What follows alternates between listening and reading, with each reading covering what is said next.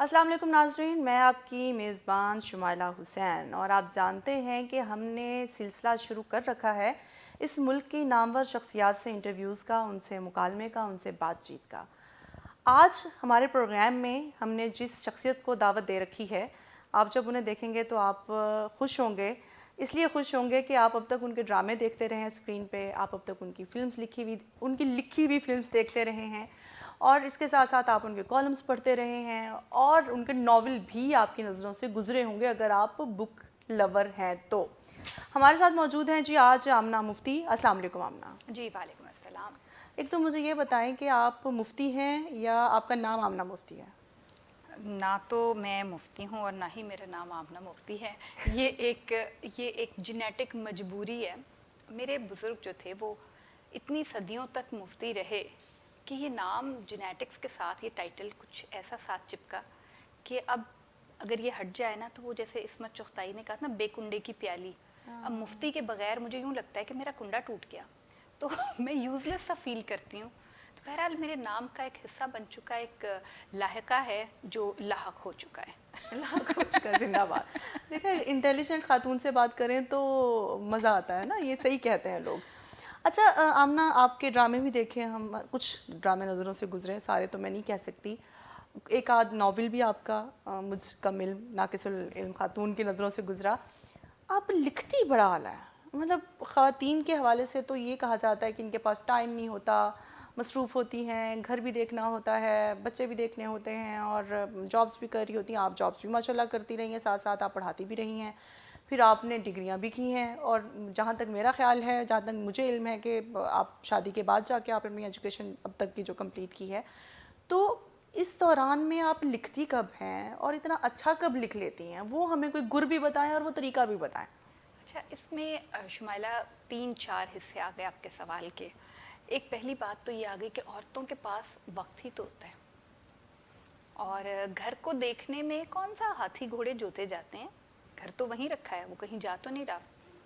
5-10 minute से ऊपर तो घरदारी मेरा ख्याल है कि नहीं होती। हाँ आप तो ये है, हमें ऐसे लग रहा है उमैरा अहमद की हीरोइन है। हाँ भाई उमेरा की हीरोइन हूँ, लेकिन उसमें 2 बातें हैं जो आपकी बात बिल्कुल बजा है। हमारे यहाँ हर चीज़ जो है वो रिलेटिव है। हमारे यहाँ क्या, दुनिया में हर चीज़ रिलेटिव है। मैं अपने आप को घरदार खातून इसलिए नहीं कह सकती कि अगर मुझे ख़ुद अपने हाथ से वो तमाम बर्तन धोने पड़ते या वो सारे काम मैनुअल वर्क भी मुझे करना पड़ता तो शायद मेरे पास इतना वक्त ना होता। पाकिस्तान के गुनागू हालात की वजह से हमें जो डोमेस्टिक हेल्प और डोमेस्टिक लेबर एक बड़ी सस्ती मिल जाती है, उसकी वजह से हमें इतना वक्त मिल जाता है। तो वो ख़वातीन जो डोमेस्टिक हेल्प हैं वो इस काम को, या हजरात वो कर लेते हैं, आप उनके साथ लगते हैं, उन्हें मैनेज करते हैं। अच्छा, बच्चों की जहाँ तक बात है, यस बच्चे एक फुल टाइम जॉब, लेकिन वो भी आपके बच्चे हैं ना, आपको पता है ना, वो आपका प्रोडक्ट है ना कि आपने क्या चीज़ पैदा की है। तो उनके जहन को भी आपको पता है कि क्या है। जो बुराइयाँ हैं वो वही बुराइयाँ हैं जो मुझ में हैं। बच्चे तो गुंबद की आवाज़ होते हैं और जो अच्छाइयाँ हैं वो भी जो मुझ में हैं। तो जो मैं समझती थी कि ये चीज़ें मेरे पेरेंट्स अगर ऐसे लेके चलते तो मैं ऐसे कर लेती, तो मैं अपने बच्चों के वो रास्ते खोलती गई और जो लगता था मुझे कि अगर ये रास्ता ना खुला होता तो मैं उसी रास्ते पे रहती, मैं इस चैनल पे ना जाती। तो वो चैनल्स मैं उनके लिए बनाती गई। बच्चे भी बड़े आराम से, अल्लाह का करम है कि हो गए सेटल। अच्छा, वक्त इसलिए बहुत मिल जाता है लिखने का कि सुबह बच्चे भी कहीं चले जाते हैं और मियाँ भी कहीं टलटला जाते हैं, तो पीछे कौन रह जाता है। सास मेरी हुआ करती थी मेरे साथ और 17 साल वो रही। तो सास तो देखिए एक बहुत प्यारा किरदार होता है, वो तो आपको कहानियाँ सुनाता है, माजी से आपको कनेक्ट करता है, अपने तजर्बे आपसे शेयर करता है और बड़ा एक बिटर स्वीट सा रिलेशन होता है। आप उनको ताने भी देते हैं, वो भी आपको ताने देती हैं, आप उनको बातें भी सुनाते हैं, वो भी आपको सुनाती हैं बातें।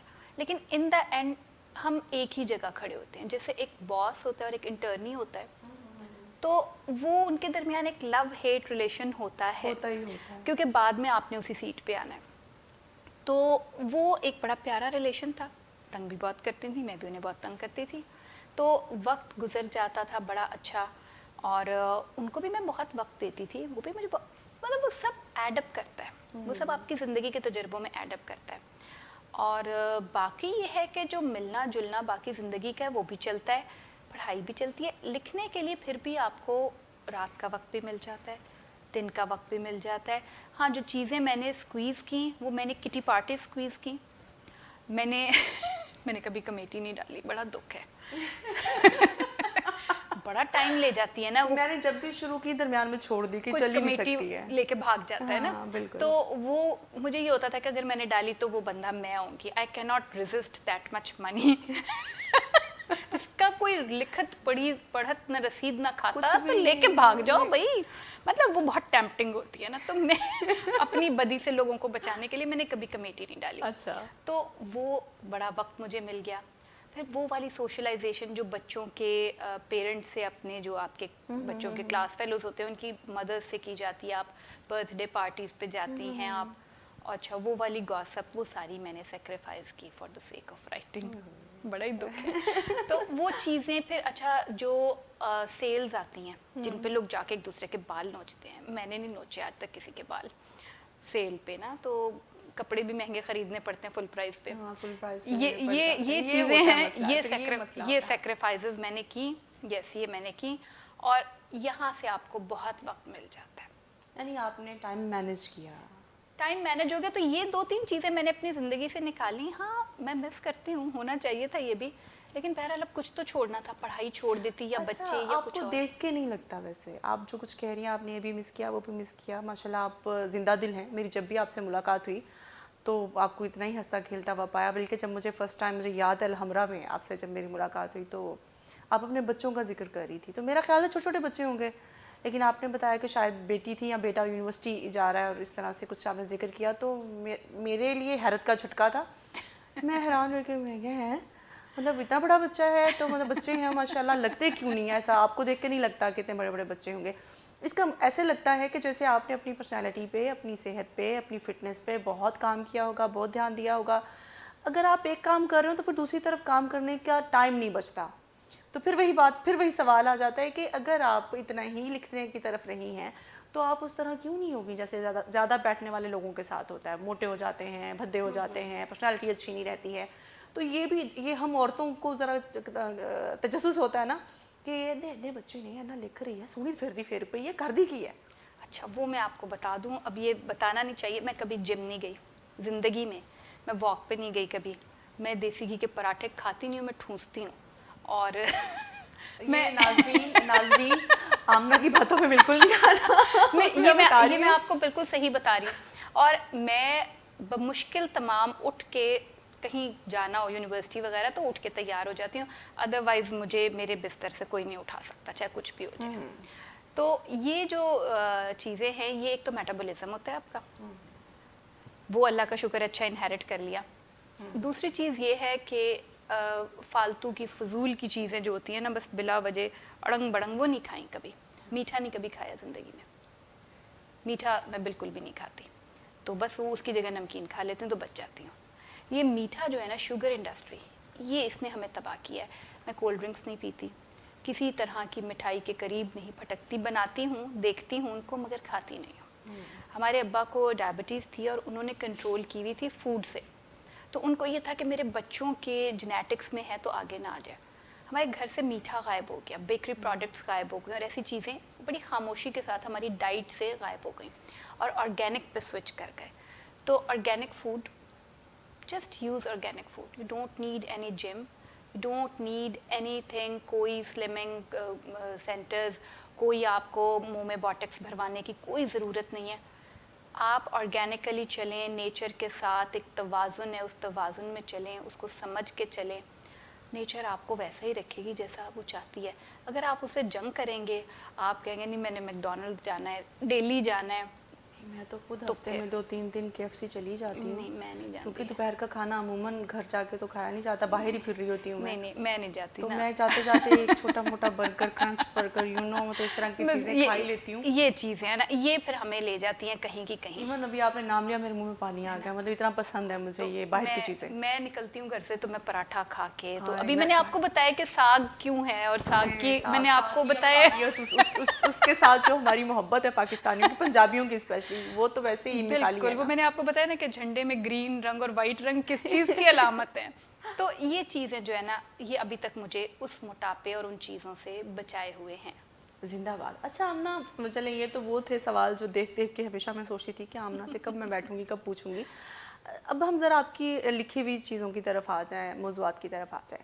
ऑफ कोर्स आपने जितना ड्रामा, स्पेशली चूँकि कमर्शियल होता है, मूवी है तो कमर्शियल होती है, तो उसके लिए मुझे इतना अंदाज़ा तो है कि आपको जो हमसे डिमांड की जाती है कि आप हमें इस मौजू पे लिख के दें, या ये हमें मतलब आप बाज़ तो हमें वो स्टोरी लाइन दे दी जाती है, उस पर लिखना होता है।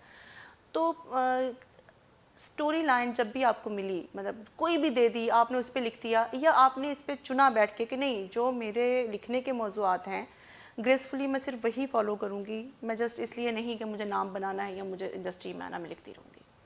अच्छा, इसमें शुमाइला, मैं खुश नसीब रही हूँ हमेशा, मुझे कोई ऐसी स्ट्रगल नहीं करनी पड़ी जैसे हमारे बड़े बताते थे ना, कि हमने ऐसे किया, हम PTV गए, हम फलां से मिले, यूं किया तो वो किया तो वो। मेरे लिए रास्ते खुद ब खुद खुलते चले गए। मतलब मुझे पहला स्क्रिप्ट लिखने के लिए भी कभी कोई इस तरह से नहीं हुआ, खुद ब खुद ही, जैसे जस्ट मैंने एक मैसेज किया होगा जो मेरे पहले डायरेक्टर थे उनको, कि मैं एक नॉवेलिस्ट हूँ, मेरा सेकंड नॉवेल जब आ चुका था, and I want to write for screen now. बस इतना मैसेज था, मैंने नीचे अपना फ़ोन नंबर दिया है। मेरा ख्याल है कि 30 सेकंड्स के बाद मुझे कॉल आई एक अननोन नंबर से, वो उन्हीं साहब का कॉल थी, और उन्होंने कहा कि बस आपने आज तक जो कुछ लिखा है ना, समझे मैंने वो सब बाय कर लिया, सबके राइट्स, बट अभी आप मुझे बताएं कि हम किस चीज़ के ऊपर लिखें। तो मेरे दिमाग में कुछ भी नहीं है। मैंने अचानक कहा कि देखिए, हम जो सेक्रेटेरियन वायलेंस है उस पर लिखें, अभी बड़ा हसास टॉपिक था, यस लिखें। और बस इसी तरह से चल रही है ज़िंदगी, कि मैं आइडिया देती हूँ। हमारे ड्रामा इंडस्ट्री को बुरा भला बहुत कहते हैं लोग, मैं भी कहती हूँ उनके साथ मिलके, यस होता है, आपको अपने आइडियाज़ के लिए सेक्रीफाइस भी करना पड़ता है, समटाइम मुझे भी करना पड़ा होगा, लेकिन not most of the time. They are very kind. मैं ये समझती हूँ कि शायद मेरे लिखे में तो कोई इतनी खासियत नहीं है, बट यस, हमारे प्रोड्यूसर्स इतने काइंड हैं, इतने लार्ज हार्टेड हैं, एंड दे वांट के एक्सपेरिमेंट किए जाएं। बेशक कमर्शियल दुनिया चल रही है, लेकिन देखिए शुमाइला, आज का वो दौर है जो हम पंजाबी में कहते हैं ना, कि कोई किसी ने धक्का नहीं देता, धक्का नहीं, मुफ्त च धक्का नहीं देना, ठीक है ना, तो पैसे लेके भी नहीं देता कोई, नहीं देता, ठीक है, ज़माना ये तो ज़माना है, पैसे लेके नस जाते हैं, धक्का किसी और तो लवाना पैंदा है। तो ये जो इस वक्त पे, लाइक जैसे मैंने घुगी लिखा, पिंजर की जो ड्रामाई तश्कील थी, उसके ऊपर मेरे प्रोड्यूसर्स ने गॉड नोज़ 17-18 करोड़ का तो मुझे पता चला कि लगाए हैं, लेकिन चूंकि उसकी शूट बहुत लंबी हो गई, 10 महीने पे फैल गई, तो मेरा ख्याल है कि उसका जो बजट था वो कहीं से कहीं चला गया होगा, मगर उन्होंने नहायत खुशदिली से लगाया। क्यों लगाया? क्योंकि they want to do experiments, वो करना चाहते हैं, वो लिखना। उल्लू बराए फ़रोख्त नहीं क्यों बनाया? एक जंग थी चैनल से जो मेरे प्रोड्यूसर्स ने की, नोमान मसूद ने, क्योंकि वो आज भी कहते हैं मेरा सबसे लाडला बच्चा था, लाडले बच्चे के लिए तकलीफ उठानी पड़ती है। Same is the case even today.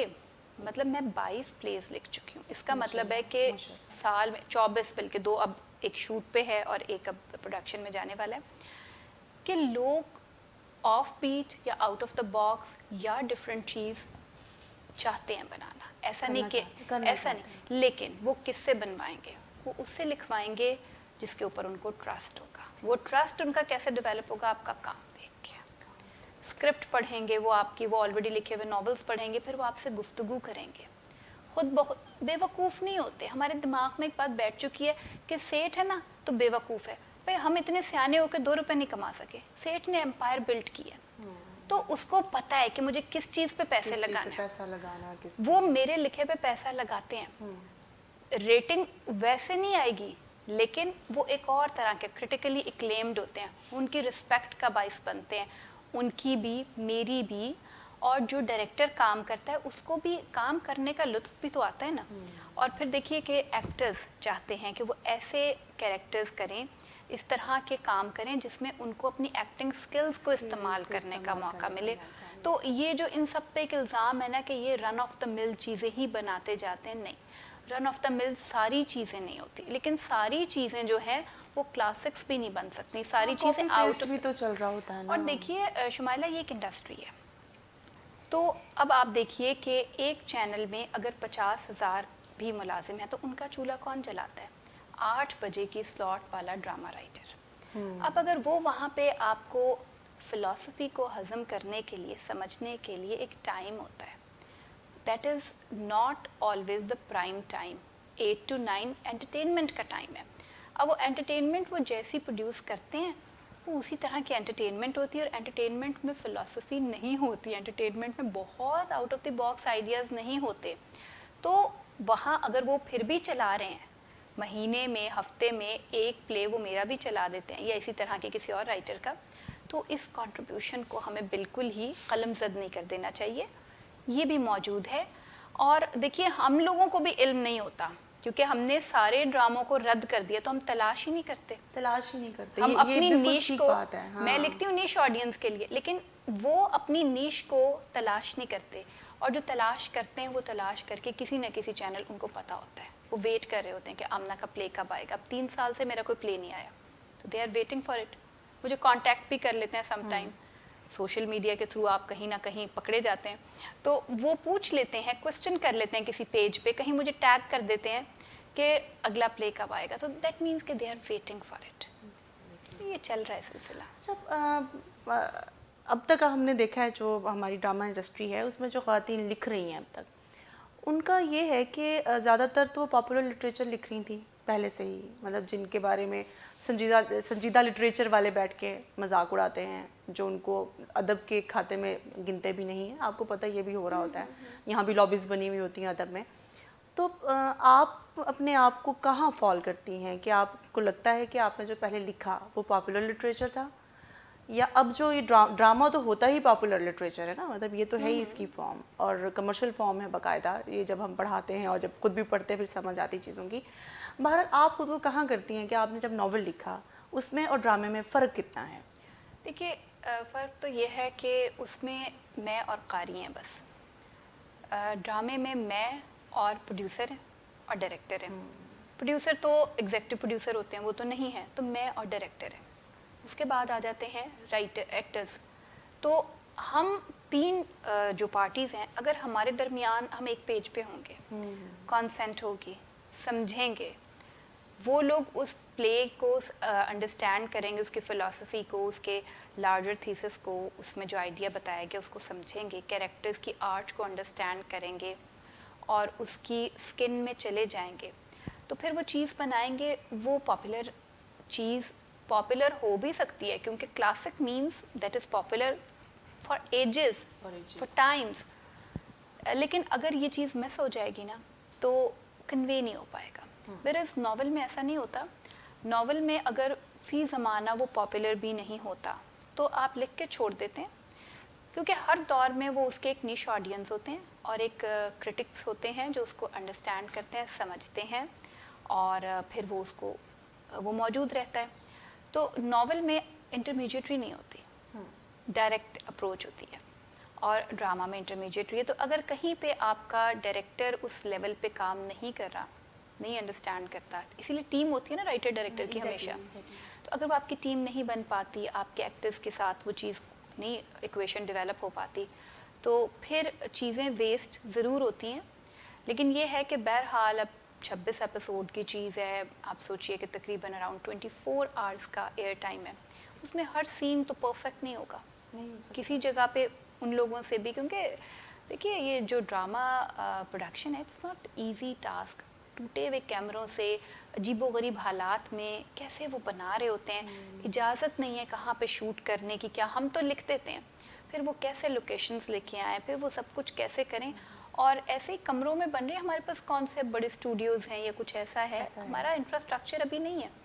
तो उस सब के बीच में ये है कि यस, थोड़ा सा कुछ जिसे कहते हैं ना कि lost in the translation, it happened, लेकिन ये नहीं मैं कह सकती कि मुझे बहुत ज़्यादा कोई डिफरेंस फील होता है स्क्रिप्ट लिखते हुए, चाहे वो एक पढ़ने वाला हो, चाहे वो डायरेक्टर ने पढ़ना है या वो कंटेंट में पढ़ना है, मुझे वही सेटिस्फैक्शन होती है। मुझे पता होता है कि इसको कोई तो पढ़ेगा और ठीक। कोई तो एक्ट कर रहा है ना, अब नहीं फिर कभी सही, फिर अच्छा, कभी लिखते सही। वक्त भी तो लिखने वाला अपने दिमाग में कोई ना कोई करैक्टर रखता है ना, कि फलां एक्टर जो है वो इस करैक्टर को करेगा, और लिखते हुए हम खुद उस दुनिया में भी तो चले जाते हैं। एक वो एक अलग Exactly. तरह की वो एक अय्याशी है, मुझे तो ये लगता बहुत है। बढ़िया याशी है भाई वो। वो आप खुद अपनी एक दुनिया क्रिएट करते हैं, एक पूरी, मतलब मैं भी नॉवेल्स पढ़ती हूँ, कहानियाँ पढ़ती हूँ बचपन से। आपको पता है हम जैसे लोगों का तो ये मसला होता है कि हम सिचुएशन पूरी बना लेते हैं आंखों में, कि ये ऐसा हो रहा है, दिमाग में कहीं ना कहीं पूरी एक फिल्म पर्दे पे चल रही होती है। अच्छा, जो राइटर्स होते हैं अमूमन, मैंने वो देखा है, क्या मर्द क्या औरतें, उनमें ना कोई एक ऐसी बात, कोई एक ऐसी आदत होती है जो हम लोगों से मैच नहीं करती। आपको मतलब, अब ये तो मैं अगर आपकी बहुत करीबी दोस्त होती तो मैं खुद ही कह देती आमना तेरे चाहे गलत तेनू मैं दस रही हूँ, लेकिन आपको खुद को लगता है कि आप यहाँ आके थोड़े लोगों, बाकी लोगों से थोड़ा डिफरेंट है। मेरी सोशल स्किल्स को बहुत डेवलप नहीं है, ऑल्दो मेरे बहुत फ्रेंड्स हैं, मगर मैं वो उस तरह का आदमी नहीं हूँ। वो जो एक बहुत ही बाकायदा मेरे किसी दोस्त के यहाँ कोई ट्रेजेडी हो जाए, किसी का इंतकाल हो जाए, तो मैं छुप जाती हूँ, भाग जाती हूँ, क्योंकि मैं दुखी बहुत होती हूँ। मुझसे दुख का इजहार अल्फाज में नहीं किया जा सकता। बोल के नहीं कर बोल सकते। के मैं किसी को फ़ोन करके ये नहीं कह सकती कैसे हो और बहुत दुख हुआ तुम्हारे अब्बा की डेथ हो गई, मैं नहीं कह सकती। तो फिर क्या होता है कि चूंकि मैंने ये काम नहीं किया होता, तो मुझे एक गिल्ट महसूस होने लगती है कि अच्छा मैंने अपने फ्रेंड को नहीं कंडोल किया, या कोई इस तरह का मसला हाँ, होता है वो कहते हैं वेले दी नमाज के वेले दियाँ और टकरा, और मैं छुप बर वक्त जाती नहीं हूँ। कर सके ना। और मैं छुप जाती हूँ, और फिर जितना वक्त गुजरता जाता है मैं और छुपती चली जाती हूँ। तो अच्छा, इसी तरह अगर कोई मुझे कोई काम कह दे, अजीब सा काम जो मेरी बिसात से ऊपर हो, जैसे अगर मैं यूनिवर्सिटी में पढ़ा रही हूँ, मैं कुछ भी नहीं करा सकती वहाँ पे, क्योंकि वहाँ पे कोई भी कुछ भी नहीं करा सकता। जो कराते हैं वो गलत करते हैं भाई, अगर कराते हैं तो आई डोंट नो, मगर करते हैं तो गलत करते हैं। अगर कोई मुझसे ऐसा मासूम सा सवाल कर दे तो मैं उस शख्स से भाग जाती हूँ, और फिर इतना भागती हूँ कि फिर मैं पलट के नहीं देखती, क्योंकि वो पूछेगा तो मैं, अच्छा वो लाजमी अजीब तरह की बात होते हैं, बच्चे के इतने मार्क्स नहीं है, इसको एडमिशन मैं कैसे करा सकती हूँ। हाँ, ये हो ही नहीं सकता, वो हम भी बेबस होते हैं, हम इदारों में बैठे हुए बेबस होते हैं। ये मुमकिन ही नहीं है। ये वो चीज़ है जो नामुमकिनात में से, इसमें सिर्फ मुमकिन ये है कि आप बच्चे को दोबारा एग्जाम दिलवाएं, वो पढ़ ले, तो ये या नहीं। सेल्फ फाइनेंस पे एडमिशन दिलवा लें, यही हो और सकता है। अगर कुछ भी नहीं है तो उससे पूछो भाई तेरा असल एप्टीट्यूड क्या था। सिर्फ उसको इसलिए लाके यहाँ पे ना रखो कि यहाँ पे मेरी जानने वाली हैं तो मैं उनसे कहूँगा तो वो ये कर देंगी, तो ऐसे नहीं होता। फिर इसी तरह की छोटी छोटी बहुत सी सोशल बेचैनियाँ हैं जो मुझे समझ नहीं आई, कभी मैं उनके साथ अंडरस्टैंड नहीं कर सकी, इक्वेट नहीं कर सकी, तो मैं वहाँ से भाग जाती हूँ। लोगों की शादियों पे, जो मेरे इमीडिएट रिश्तेदार नहीं होते, उनकी शादियों पे, तो ये शादी में तो जाना है तो गॉसिप करने जाना है ना, मैं किसी अजनबी की गॉसिप थोड़ी, मुझे पता ही नहीं क्या हो रहा है, तो फिर मैं शादियों पे भी नहीं जा सकती किसी और की, तो वो फिर लोग नाराज़ हो जाते हैं। सोशल उस तरह से नहीं है वैसे जिस मैं तरह बहुत normal। सोशल हूँ मगर ये वाली जो सोशल गैदरिंग्स है ना, मतलब मैं किसी के यहाँ चली गई हूँ लिफाफा लेके, मैं पीछे बैठी हूँ, मैं देख रही हूँ, मैं उस सारे ड्रामे का पार्ट ही नहीं हूँ, तो I don't want to be an extra तो मैं नहीं जाती, फिर लोग नाराज़ हो जाते हैं और रिश्तेदार भी नाराज़ हो जाते हैं। और दूसरा ये कि इसी तरह से जब लोग शादियों पे, आपने देखा वो ढोलक या परात बजा के गाने गा रहे होते हैं, तो मैं उनके चेहरों को देखती रहती हूँ, वो बड़े वियर्ड लग रहे होते हैं, तो I don't want to look as weird as they are, तो मैं नहीं गाना गाती वो लोग नाराज़ हो जाते हैं आपने तो मुझे कॉन्शियस कर दिया है, मैं तो बहुत गाती हूँ। हाँ ना। शादी किसी की हो, आप मोहल्ले में कल ढोलक बज रही थी और मैं बेचैन हो रही थी कि यार चले जाओ, मेरे को ना जान देने। तो देखो ना तुम्हारी सोशल स्किल डेवलप है। मैं जहाँ ढोलक बजी ना तो मैं गायब, जैसे लाहौल से शैतान भागता है ना, तो मेरे सामने बजा लो ढोलक, मंजीरा, परात, गड़वी, बस मैं वहाँ से गायब हो जाऊंगी। अभी भी टेबल बजाओगी ना मैं भाग अभी जाऊंगी। जब आप गुफ्तगू कर रही थी, पहले भी जब भी मुलाकात हुई है, आपकी ज़ुबान बड़ी सुथरी है माशाल्लाह, मतलब अहले ज़ुबान, मुझे नहीं पता आप पंजाबी हैं या आप अहले ज़ुबान हैं, लेकिन बहुत अच्छी उर्दू बोलती हैं आप, आपका तलफ़ुज़ भी अच्छा है, तो ये कैसे डेवलप हुआ? इसको हमारे यहाँ ये कहा जाता है कि ज़बान ऐसे चल रही है जैसे आड़ी गोट पे मीरठ की कैंची चलती है, तो ये कोई अच्छी बात नहीं होती है ये बहुत अच्छी बात है। ये देखें, मैं लाहौर में आई हूँ जब से, तो मुझे खुद को लगने लगा है कि मेरी जो उर्दू है उसमें ना पंजाबी मिक्स होना चाहिए, नहीं एक्सेंट वो हो गया। खैर ये कुछ बुरी बात नहीं, मेरे नज़दीक तो ये भी बिल्कुल ठीक है, ऐसे ही है, कि लैंग्वेज है, कम्युनिकेशन स्किल है, तो कोई नहीं, बात तो हम कर रहे हैं ना, कन्वे तो हो रहा है। लेकिन ये कि आप इतनी देर से गुफ्तगू कर रही हैं और लिटरली मुझे मज़ा आ रहा है कि मैं जो हूँ तो मैं उर्दू की हूँ, लेकिन मुझे ऐसे लग रहा है जैसे आप उर्दू की उस्तानी हैं, उर्दू की उस्ताद हैं, जबकि हमें ये पता, आप मैस कम्युनिकेशन माशाल्लाह आपने जी पढ़ जी, रखा मैं है फिल्म और पढ़ाती हूँ। एमफिल आपने जो है वो भी अभी फिल्म और उसमें टीवी प्रोडक्शन में किया है। तो ये इस तरह से लिटरेचर का शौक़, नावल लिखने का, कहानी लिखने का, ये कब हो गया? अचानक से हुआ, बचपन से था, या किसी एक हादसे से शुरू हुआ? नहीं शुमाइला, ये हादसा मेरी पैदाइश के साथ ही रोनुमा हो गया था। साथ ही हो गया था। मैंने हमेशा मतलब चीज़ों को वैसे नहीं मुझे नज़र आती जैसे वो होती हैं। लाइक इस वक्त ये स्टूडियो एक स्टूडियो नहीं है, आई नो कि मैं इसको क्या समझ रही हूँ। तो ये कहीं किसी जगह मेरे नावल का, किसी चीज़ का कहीं का लोकेल है। तो हर मंज़र जो मैं देखती थी वो एक कहानी था और मुझे उसको किसी और को बताना था। I want to communicate. अच्छा, मेरे 4 मामू जो है ना वो प्रोफाउंड डेफ हैं और इतने बातूनी हैं। अब आप कहेंगे कि डेफ हैं और बातूनी हैं, मगर वो बहुत ही बातूनी हैं भाई। मतलब डेफ होने के बावजूद दे वांट टू कम्युनिकेट। वो इतनी बातें करते हैं इशारों की ज़बान में। उनमें से 2 तो नहीं रहे, जो 2 हैं इतनी बातें करते हैं, इतनी इशारों की ज़बान। आपको शायद नहीं, आप तो बहुत छोटी हैं, हमारे बचपन में आया भी करता था। भी छोटी नहीं अच्छा, है। तो तुहानू याद है इशारों की ज़बान? हाँ। बोलते हाथ, वो एक मेरे मामू वो कंडक्ट करते थे, तो वाकई वो बोलते हाथ थे। कम्युनिकेट करने की ख्वाहिश शायद उन 4 मामुओं से मुझ में आई, बहुत शदीद ख्वाहिश थी। यानी अगर खुदा ने ज़बान नहीं भी दी, नातका नहीं भी दिया, तो उन्होंने ज़बान के इजहार के लिए हाथों को इस्तेमाल किया। पेंटर्स थे, कार्टूनिस्ट थे, और मेरे जो नॉवेल्स के सरवर्क हैं वो मेरे मामू के बनाए हुए ही हैं। जी जी, वो स्वीडन में होते हैं, आर्ट गैलरी है उनकी, और वो काफ़ी मुद्दत, अब तो मेरा हाल 30-40 साल हो गए उनको वहाँ। तो वो जो आर्ट की फॉर्म में उन्होंने कम्युनिकेट किया, हमेशा कम्युनिकेट किया, तो वही मेरे अंदर भी शायद ख्वाहिश रही कम्युनिकेट करने की। तो मुझे स्कूल जाने से पहले पढ़ना तो आता था, क्योंकि कहानी पढ़नी होती थी। अब वो कहानियाँ 6 कहानियाँ थीं जो मेरे 2 अब्बू को आती थी और 4 अम्मी को। तो रोज़ सुन सुन के कहाँ तक सुनती, पढ़नी भी होती थी, कोई पढ़ के सुनाता ही नहीं था। तो बड़े बहन भाई थे, लेकिन भाई बड़े ही जालिम बड़े बहन भाई थे, नहीं सुनाते थे। तो मुझे बहन भाई नहीं सुनाया करते, बहुत ही बुरे थे। तो सुन लो भाई, हाँ मैं ऑन द रिकॉर्ड कह रही हूँ, तुम सब बहुत बुरे हो। तो वो मैं कहानियाँ पढ़ने के चक्कर में यही उन्हें सेटल करके जाएं, मैं जाते फ़ोन आ जाएगा। मैं फ़ोन भी नहीं उठाती ऐसे। तो वो उस चक्कर में मुझे पढ़ना तो आता था मगर लिखना नहीं आता था। मेरी राइटिंग बड़ी गंदी थी। मुझसे ना ये जो जीम, चे, हे, खे है ना, ये नहीं बनाए जाते, आज भी नहीं बनाए जाते। अगर ऐसे आ जाता ना, कीजिए, लीजिए, समझिए, तो वो मुझे समझ नहीं आती। पहले सीन बनाऊं, फिर मीम, फिर जीम, फिर हे, फिर ये, नहीं भाई बड़ा मुश्किल है। इतनी सी स्पेस में इतने सारे लफ्ज़ कैसे जोड़ दूँ। लेकिन लिखना भी था, कहानियाँ इसके बगैर तो लिखी नहीं जा सकती थी। तो मैंने बहुत अर्ली, फिर मुझे यूँ लगा कि शायरी कर लूँ, जान छुट जाएगी, उसमें इतना ज़्यादा लिखना नहीं पड़ता, थोड़ा थोड़ा लिखते हैं। शेर कहे और इतने बुरे कहे कि खुद ही, हम सब ऐसे कुछ करते खुद हैं ही ना। शर्म आ गई।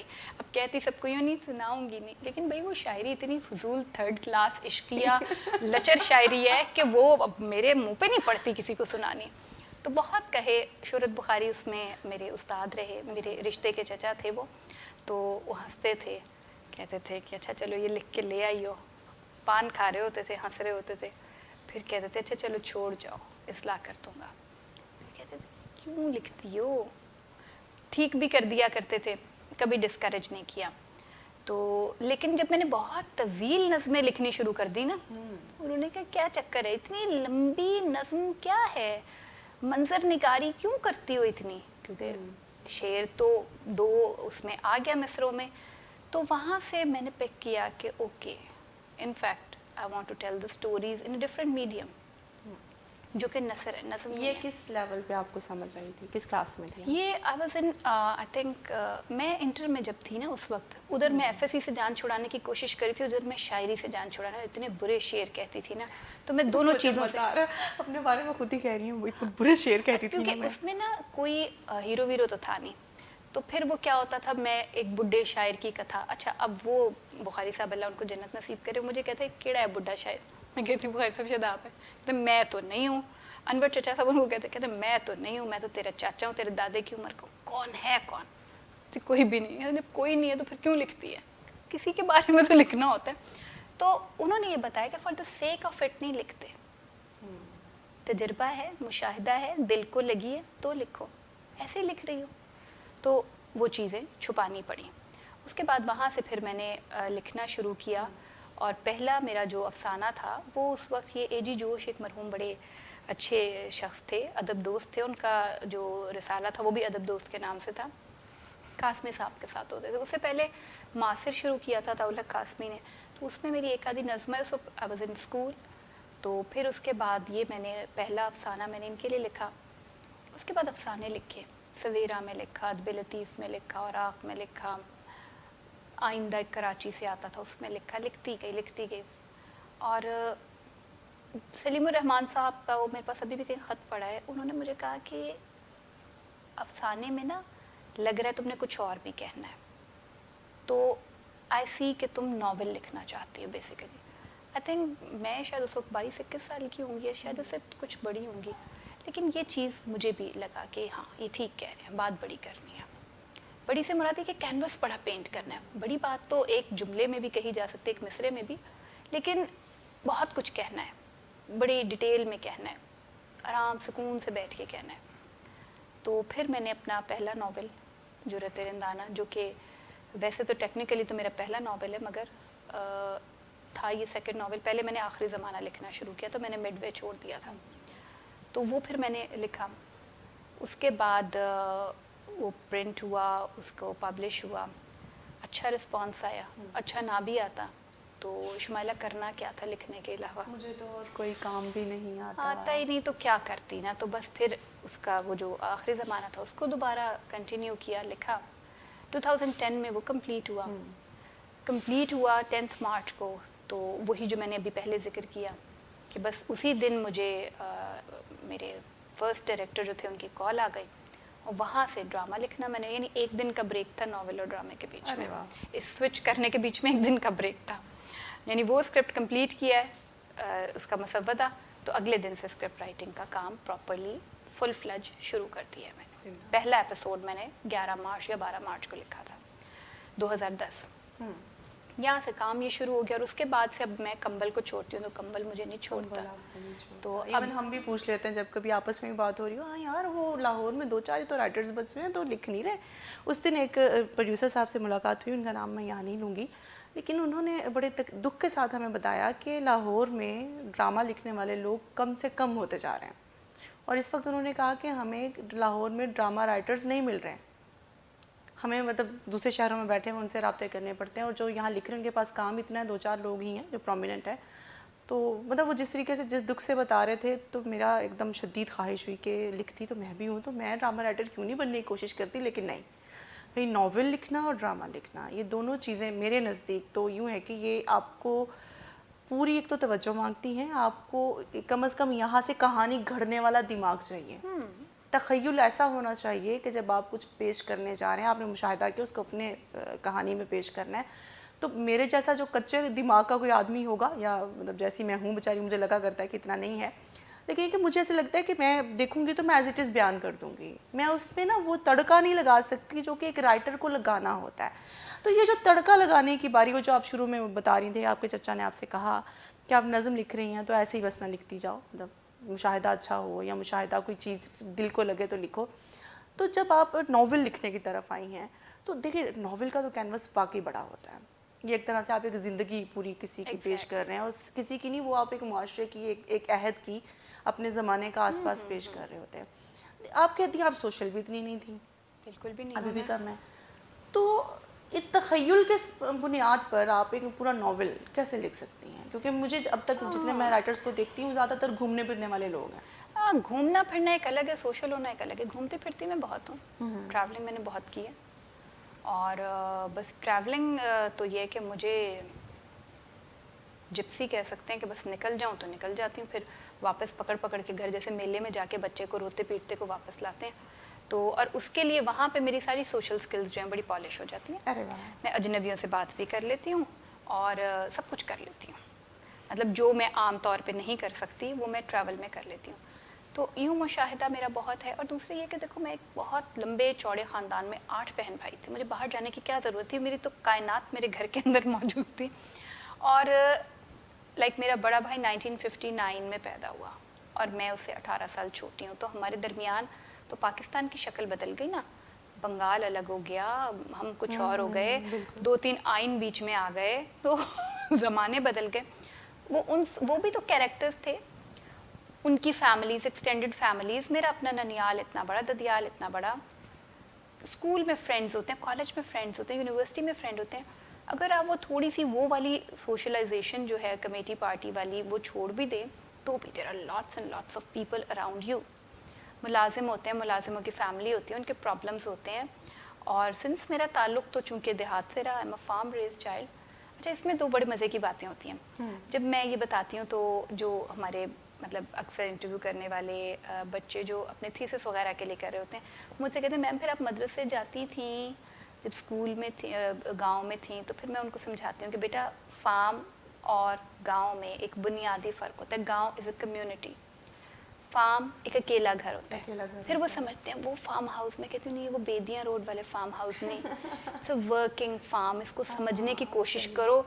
एक घर होता है, उसमें एक आदमी रह रहा होता है, उसके बच्चे होते हैं और बाकी फार्म हेल्प होती है। वहाँ कोई कम्युनिटी, कोई सोसाइटी कुछ नहीं नहीं होती। होता। वहाँ आपकी सेंसेस खुद बहुत शार्प हो जाती हैं।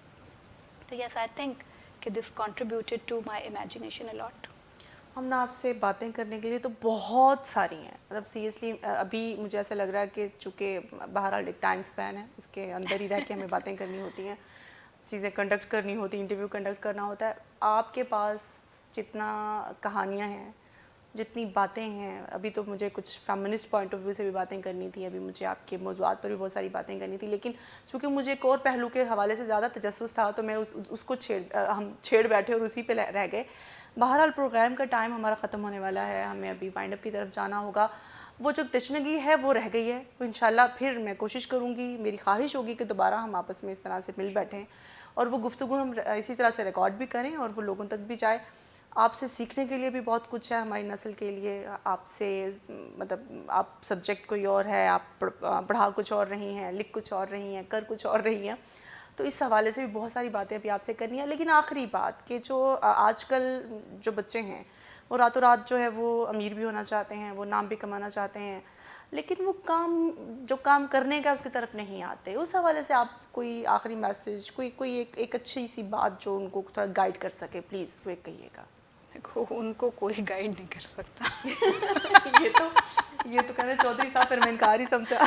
देखिए, ये कोई किसी बड़े के कहे से अगर सीख सकता है ना, तो सभी सीख जाते हैं। बड़े बहुत कुछ कहते हैं, बस अल्लाह ही हिदायत दे।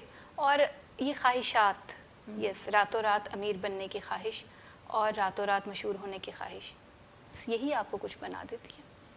लगे रहें, ये कोशिश करते रहें। ख्वाहिश को हाथ से ना जाने दे, यही ख्वाहिश आपको बनाएगी। रातों रात बन भी जाता है इंसान, हो भी जाता है, होने को तो कुछ भी हो सकता है, लेकिन believe in your talent, believe in God, believe in your readers, believe in the times you are living in. बाकी पर्ची वर्ची सिफारिश, मेरे अब्बू फ़ौज में हैं, मेरे चाचू कर्नल हैं, नहीं, ये ना करो प्लीज़। शॉर्टकट्स पे मत शॉर्टकट्स पे बिल्कुल मत जाओ, फरिश्तों का इंतज़ार मत करो, उनका हाथ पकड़ के आगे मत चलो। बी अ ह्यूमन, धक्के खाओ, उठो, गिरो, खड़े हो, फिर गिरो, फिर खड़े हो, पहुंच जाओगे जहाँ पहुंचना है। Thank you so very much Aamna, आपसे बात करके, आपसे बहुत कुछ जान के, अभी आधा अधूरा जान के, बहुत फ़िलहाल तक बहुत अच्छा लगा, बहुत मज़ा आया मुझे आपसे बात करके।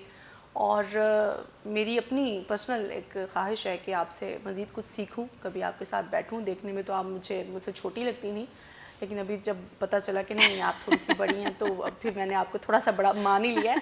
Thank you so very much, आप तशरीफ़ लाई, आपने इतना वक्त निकाला, और ना सिर्फ वक्त निकाला बल्कि आपकी कंपनी इतनी अच्छी है, आपकी पर्सनालिटी इतनी अच्छी है कि उसका एक असर रहेगा काफ़ी दिनों तक मुझ पर। एक बार फिर बहुत शुक्रिया। थैंक यू, बहुत नवाज़िश। नाजरीन, आपने आमना मुफ्ती की गुफ्तगू सुनी, और जैसे मैं पहले कह रही थी कि इनसे बहुत सारी बातें अभी करने वाली रहती हैं, और इंशाल्लाह हम कोशिश करेंगे कि दोबारा एक प्रोग्राम इनके साथ करें, इनसे बहुत सारी बातें वो जानें जो कि हमारे नए लिखने वालों के लिए मशअल राह साबित हों, मेरे जैसे लोगों के लिए मशअल राह हों जो कि अपने आप को अभी तक स्टूडेंट ही समझते हैं और हमेशा रहेंगे भी सही। आप लोगों ने ये प्रोग्राम देखा, यकीनन आपको अच्छा भी लगा होगा। आप अपनी जो राय है वो कमेंट्स में भी दे सकते हैं। आप अपनी फरमाइशें जो है किसी शख्सियत के हवाले से कोई इंटरव्यू आप करना चाहते हैं, किसी के बारे में जानना चाहते हैं, वो भी आप कमेंट्स में लिख सकते हैं। अगले हफ्ते तक के लिए, अगले प्रोग्राम तक के लिए इजाज़त दीजिए। शुमाइला हुसैन को आपका बहुत शुक्रिया। खुदा हाफ़िज़।